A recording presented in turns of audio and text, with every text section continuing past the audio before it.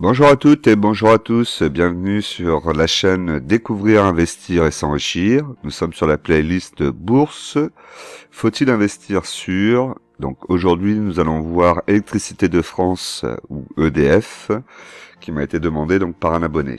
Alors, donc Électricité de France, c'est le numéro 1 français de la production et de la commercialisation et de la distribution d'électricité.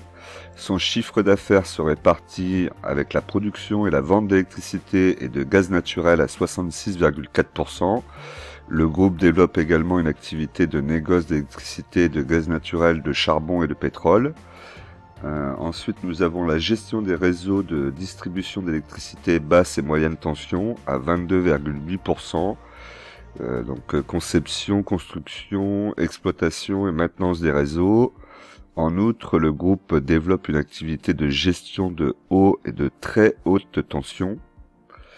Ensuite, nous avons la prestation de services énergétiques à 10,8%, donc qui comprend l'ingénierie, la considération et de production, et la maintenance de réseaux, la gestion d'équipements d'éclairage public et de chauffage urbain. Donc le nombre d'employés, en termes de nombre d'employés, après on connaît tous EDF, puisque j'imagine que vous êtes encore sans doute, pour la plupart, encore clients chez eux. Moi je suis resté en tout cas chez EDF, effectivement il y a d'autres possibilités, mais je voulais rester chez EDF. Alors pour ce qu'on peut voir au niveau des actionnaires, donc la première chose et pas des moindres, c'est ce qui fait que EDF est propice pour investir, c'est le gouvernement français donc qui est actionnaire à 82,1%, donc c'est vraiment énorme. Ils ont plus qu'un droit de regard, on va dire. On a aussi évidemment le plan pour les employés. Donc ça c'est tant mieux, c'est tant mieux pour les employés. On a tous entendu parler, et il y a eu de nombreux débats sur les avantages que les employés d'EDF pouvaient avoir. Et je pense qu'on en aura d'autres à venir avec la présidentielle qui s'annonce. Ensuite on a BlackRock. Et pour ceux que je connais, c'est à peu près tout. Ok, bon. Point négatif, évidemment, 82,1% d'actions détenues par le gouvernement. Ça, c'est forcément négatif. On est sur un PEA, donc là, on peut le positionner sur le PEA, il n'y a pas de problème. Et voilà à peu près ce qu'on pouvait voir. Donc on va aller voir les chiffres. Mais avant d'y aller, comme toujours, je vous rappelle de penser à vous abonner, à cliquer sur la cloche pour recevoir mes dernières vidéos et être informé de l'évolution de la chaîne, de me mettre un like pour que la vidéo soit vue par un maximum de monde et qu'elle aide au référencement. Et un commentaire parce que ça fait toujours plaisir et que je veux savoir ce que vous pensez de l'analyse que j'ai faite et qu'est-ce que vous pensez vous aussi de l'entreprise EDF. Pensez aussi que vous pouvez me rejoindre sur divers réseaux sociaux et vous pouvez aussi vous partager les vidéos si elles vous plaisent. Même si elles vous plaisent pas d'ailleurs, n'hésitez pas. Alors, on continue, on va sur les chiffres maintenant. Alors, pour ce qui concerne donc les chiffres de EDF, donc EDF actuellement à 12,98 €, plus 1,88% à l'heure où je vous parle, les marchés sont ouverts. Donc on va regarder la capitalisation qui est actuellement de 41 milliards 250 millions. La valeur de l'entreprise est de 92 milliards 652 millions. Donc là, on a plus du double en différence. Donc là, ici, on retrouve bien notre dette pour 2021, 51 milliards 402 millions. C'est assez important quand même. Capitaux propres, 47 milliards 301 millions. Donc les capitaux propres ne couvrent pas là déjà. En principe, on ne devrait même pas aller plus loin. C'est déjà plié. Après, c'est soutenu par l'État, donc peu de chances que ça disparaisse. Même pratiquement aucune chance que ça disparaisse. Mais bon, on sait jamais.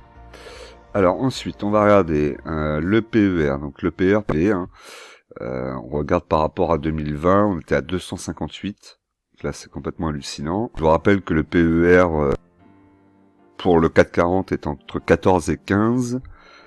Là ici, si on regarde historiquement, on va aller voir le PER historique un peu plus bas sur la droite. Ici, sur les 13 dernières années, on a un PER à 34,2. Donc effectivement, on est très très bas, on le voit ici là. Là, on va être très bas dans les prochaines années. Ensuite, donc le PER, on va le valider, mais attention, il ne faut pas que ça descende trop non plus, sinon ça veut dire qu'au bout d'un moment, l'entreprise ne gagne plus du tout d'argent. Le rendement, 4,40% pour 2021. C'est pas énorme non plus. Le cours de référence 12,70 €. Donc actuellement on est à 12,98 €, on est un petit peu au-dessus. Ici si on regarde le compte de résultat, donc on voit la cassure pour 2020. La marge nette, la marge d'exploitation sont assez proches l'une de l'autre. On a une marge d'exploitation à 12, aux alentours de 12 pour 2023. Et marge nette aux alentours de 6-7 pour 2023. On voit que la marge d'exploitation a plutôt tendance à monter un petit peu plus vite que la marge nette. Donc au moins il y a un petit écart, il pourrait aller chercher un petit peu de marge nette dans la marge d'exploitation. Malgré tout, ça reste quand même assez léger. Le chiffre d'affaires pour 2021 est de 73 milliards 490 millions. On a une progression qui a coupé entre 2019 et 2020 forcément, et ensuite là le repart. La progression après pour les chiffres à venir. L'EBITDA suit le même mouvement. Donc la marge d'exploitation, ce que je vous disais, on est aux alentours de 10, entre 10 et 13% pour 2023. La marge nette, donc on est aux alentours de 6,5. Alors pour le BNA, donc bénéfice net par action, nous sommes à 1,42 pour 2021. Le dividende est de 36 centimes, ce qui va représenter en dividende, donc on l'a ici, pour 2021, représenté, on va être aux alentours de 50%, je pense. Ouais, c'est ça. Un petit peu moins même, 39,44.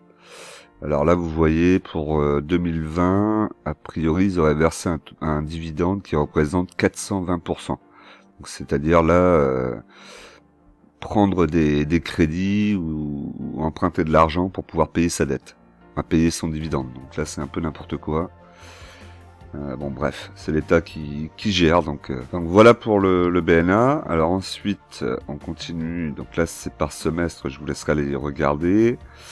On a la situation du bilan, donc là ici on voit que le leverage est pas trop haut, ça va, on n'est pas au-dessus des 4, donc tout va bien. On a une dette quand même ici qui reste plus ou moins stable, les barres bleues. On a un chiffre d'affaires aussi qui évolue que très peu. On voit ici les barres noires. Si vous regardez, c'est pas flagrant.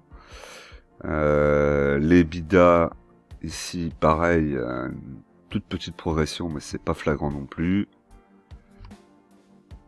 Donc ici, sur la dette, on avait regardé déjà. Le leverage, donc on voit pour 2021, 2,82. Donc ça reste correct, il ne faut pas être au-dessus des 4. Le cash flow, donc cash flow négatif, ici 2021 cash flow négatif, 2023 positif. Le ROE, donc l'avantage concurrentiel, il n'y en a pas non plus. Le ROA, donc ce qu'ils vont pouvoir récupérer s'ils investissent dans une machine, par exemple, je donne toujours cet exemple-là, mais c'est assez parlant. S'ils mettent 1000 € dans une machine, la machine leur rapporterait 1,32% en plus. Bon, c'est pas terrible, 1,2%, c'est pas énorme. Le CAPEX, par contre, est assez important. Ils investissent quand même une somme assez importante. Et presque 21,2% de leur chiffre d'affaires est investi. Donc, c'est plutôt pas mal, ça. Ils investissent ou dans la construction, par exemple, de PR ou de choses comme ça. Puisque là, on sait que dans les années à venir, ils vont avoir des EPR, centrales nucléaires à construire. En tout cas, c'est ce que Macron souhaiterait. Après, on n'est pas à l'abri d'un changement de président et d'un changement de politique aussi. tout ça peut aller très très vite, dans un sens comme dans l'autre. Voilà, ici au niveau du flottant, on est à 17,4, donc c'est pas beaucoup, hein. C'est-à-dire qu'il n'y a pas énormément de flottant dessus. Ouais, moi j'étais rentré sur l'action un tout petit peu après la crise, où j'étais pas très haut, hein. J'avais acheté aux alentours de 9 euros et quelques, ou 10 euros, je me rappelle plus.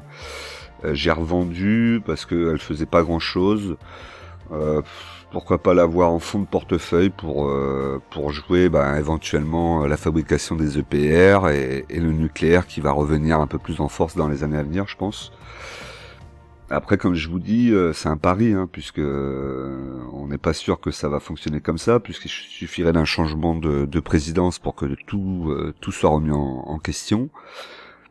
Après, c'est pas une entreprise qui fera beaucoup de croissance. Elle a un dividende qui est plutôt intéressant, hein, on l'a vu ici, on est aux alentours de 4,40, 5,48 et 5,55 à venir. C'est pas vilain, mais bon, ouais, c'est pas non plus fond de portefeuille comme action. Je pense que ça peut être intéressant à voir. Elle disparaîtra pas non plus puisque l'État est actionnaire, vous avez vu, plus que majoritaire. Après, c'est un peu la double problématique, c'est aussi que justement l'État est actionnaire, et comme l'État est actionnaire, la société ne peut pas faire ce qu'elle veut, elle peut pas essayer d'aller chercher vraiment beaucoup de profit. Il faut aussi protéger les emplois. Alors du coup, on se retrouve sur le graphique en données journalières. Donc là, on peut voir qu'on a un biseau avec ici une tendance qui va vers le haut et la tendance ici en bas un peu vers le bas. Donc là, on va se rejoindre à un moment ou un autre. Hein. Et c'est à ce moment-là qu'on verra si l'action repart en tendance haussière ou si elle reste dans sa tendance baissière. Que dire d'autre? Donc là, on a une résistance qui est actuellement en train d'essayer d'être travaillée à 13,17 €. On le voit ici. Hein. Ça a tapé plusieurs fois, tac, tac, tac, tac, tac, ça retrace, ça revient. On est proche de la moyenne mobile, donc bon, l'action, je pense pas qu'elle va se retourner du jour au lendemain. On pourrait peut-être éventuellement aller en rechercher sur le support qui se trouve à 12,17 € ici. Pourquoi pas éventuellement jouer ce support pour rentrer dessus, même si je trouve que c'est peut-être un petit peu haut, hein, 12,17 € pour rentrer sur EDF. On a un deuxième support ensuite à 11,51 €. Donc éventuellement celui-là.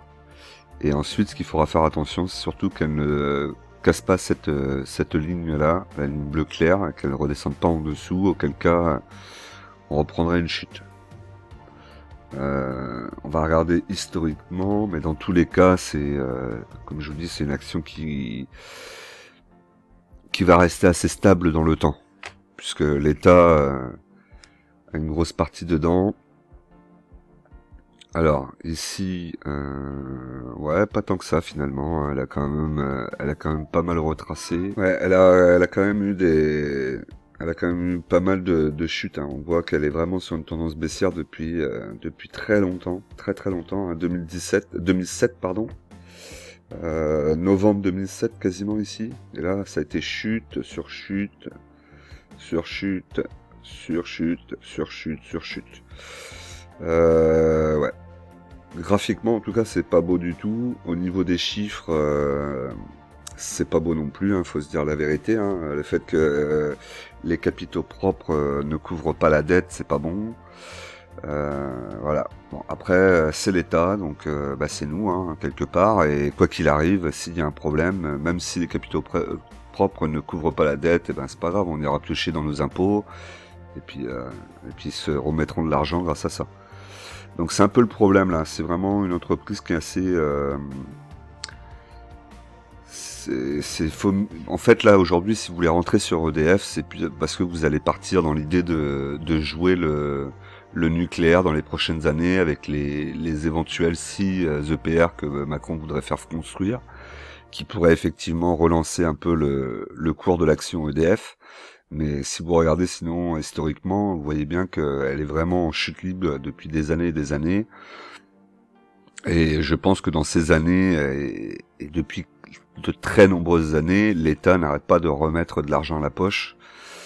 Donc bon, je sais pas. Je sais pas. En fond de portefeuille, peut-être, vous faire une petite ligne. Vous faites une petite ligne dessus, qui représente peut-être 5% de votre portefeuille grand maximum, pour jouer justement le nucléaire, mais dans ce cas-là, essayez de l'acheter plutôt vers les coups de 11 euros. Là, 12 euros, elle me paraît quand même trop élevé.